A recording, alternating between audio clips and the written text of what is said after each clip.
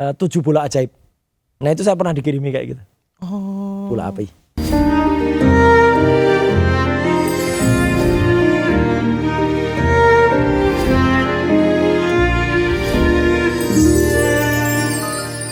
Dia mau interupsi di belakang, dia maju.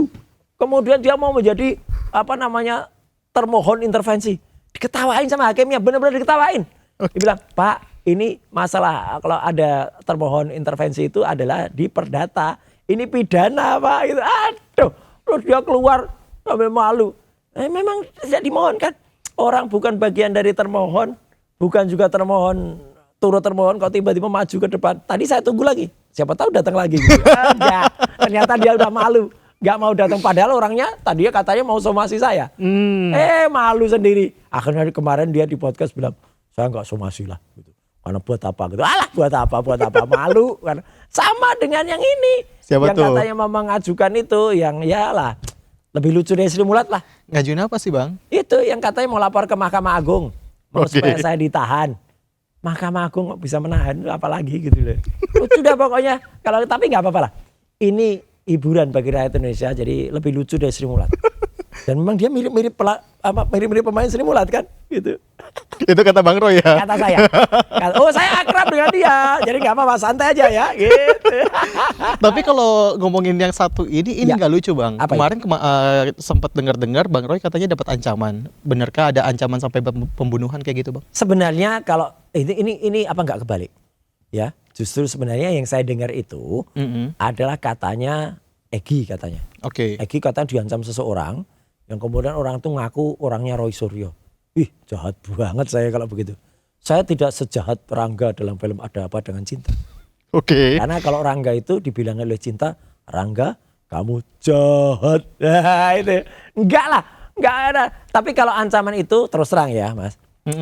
Setiap orang memang tidak ada yang bisa melenggang bebas. Tapi saya tentu tidak perlu harus cerita panjang dan buat apa ya. Kemudian saya harus menyalah-nyalahkan orang lain. Jadi buat Egy nggak usah lah nyalah-nyalahin orang lain. Apalagi nyalain saya. Potongan kayak gini nggak pot. Kalau memang itu ada orang yang ngaku orang saya, tuntut dia, tangkap dia, katanya punya nomornya, ya kan? Katanya sudah bisa dilacak. Ya kalau belum bisa lacak saya bantu lacak deh nanti. Ya dengan CDRI itu ketemu dengan Call Data Record Information, nanti akan ketahuan BTS mana dia. Dia ngaku-ngaku itu atau enggak, nanti ternyata dia cuma ngaku, katanya orangnya sendiri. Kan dulu juga pernah gitu siapa itu yang sok ngaku-ngaku lawyer. Tapi lawyernya palsu, avokat palsu ya, dia punya kartu avokat dan dia tunjukkan ternyata bukan avokat, si Aswan itu ya. Nah itu kan juga sama, seolah-olah dapat WA waktu itu dari Dokter Tifa. Ketahuan yang bikin WA siapa, malu dia gitu loh, karena ketahuan gitu siapa yang bikin dan kemudian seolah-olah dia komunikasi dengan Pak Al-Katiri. Tapi kalau dari Bang Roy Suryo sendiri nerima ancaman itu Bang? Gini, ancaman itu bisa juga kita rasa, ini terus terang, ini bukan acara infotainment ya. Tapi ancaman itu bisa juga dari yang kasat mata dan juga yang tidak kasat mata. Ancamannya seperti apa Bang? Adalah pokoknya. Saya kebetulan hidup dan lahir dari lingkungan seperti itu.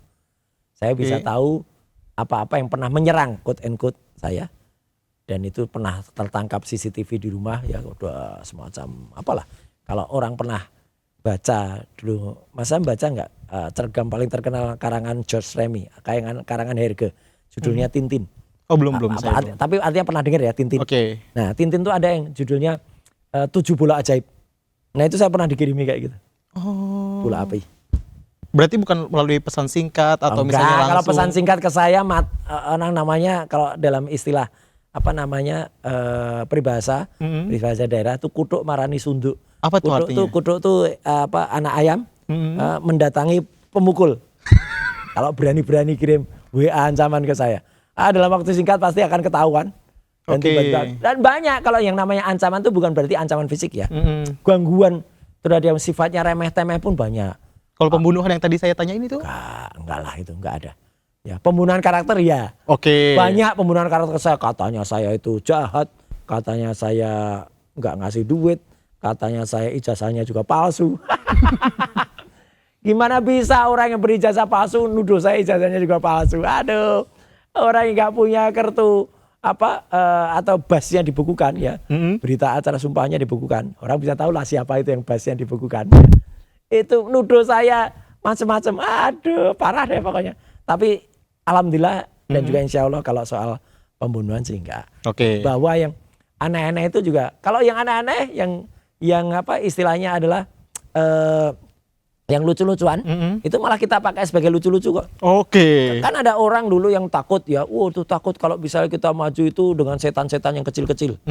Nah, setan-setan kecil-kecil itu Mas pernah dengar kan istilahnya adalah TUYUL. Itu dulu ada filmnya itu di grup ini sejaban dulu. Tuyul dan Mbak Yul. Oke. Ya, nah ini Tuyul itu juga ada kayak gini nih ya. Ada ini. Apa tuh tulisannya? Ini tulisannya adalah Tiga tuyul beda nasib ketika SP3. Ini dulu ketika Tiga tuyulnya tuh siapa? Ya siapa lah, pokoknya baca kisah saya ya. Dulu ada yang 2 sudah dapat ya. Kemudian satu lagi nyusul, tapi yang satu nyusul ini harus bikin buku lah, harus nipu lah, harus apalah, harus pokoknya sampai namanya terhina sehina-hinakan. Nah ini dia ngumpet sendiri di belakang nih. Tuyul bergerak dokter palsu. Bang Maka Roy. kita nikmati aja. Saya nikmati aja kayak gini. Jadi kalau misalnya nih, Mas Sam, ada orang bilang, saya melakukan serangan teluh. Oke. Teluh Sunda apa atau teluh Tomini, nah gitu. Atau saya kirim, ya kita ketawain aja. Ya, alhamdulillah, saya masih percaya di atas langit ada langit, dan di atas langit yang tertinggi itu ada Tuhan yang Maha Kuasa, ada Allah Subhanahu Wa Taala. Oke, terakhir Bang Roy, kalau ngomongin soal dapat ancaman, mau itu bentuknya fisik atau ancaman dalam bentuk apapun, akankah melakukan RJ? Sama sekali tidak. Dari awal ya, alhamdulillah Dokter Tifa juga menyampaikan jawabannya sama. Dan itu saya appreciate kepada sidang pertama, saya tepuk tangan yang paling keras itu. Ketika saya akan tetap melakukan eksepsi yang mulia, kata Dokter Tifa, dan saya akan lawan. Wah itu bahas persis. Saya akan lawan gitu. Itu kan ada yang gitu kan. Dihina saya akan lawan. Disuruh juga ijazahnya, saya ngumpet. Itu kalau Dokter Tifa enggak akan lawan. Makanya tawaran RJ itu udah berkali-kali ya, dari segala sisi. Mau dikasih sesuatu, mau yang diancam, ketika di kepolisian, ketika di kejaksaan, bahkan di pengadilan kemarin Dokter Tifa juga lihat. Insya Allah saya tidak akan mau melakukan RJ kecuali yang bersangkutan justru RJ kepada seluruh rakyat Indonesia. Mohon maaflah kepada seluruh rakyat Indonesia. Itu yang bersangkutan itu siapa? Yang lapor lah. Oh, yang lapor. Yang lapor. Makanya kalau lapor itu jangan bentar-bentar lapor, ya. Kok lapor kok cuma sebentar. Gitu. Jadi jangan bentar-bentar lapor.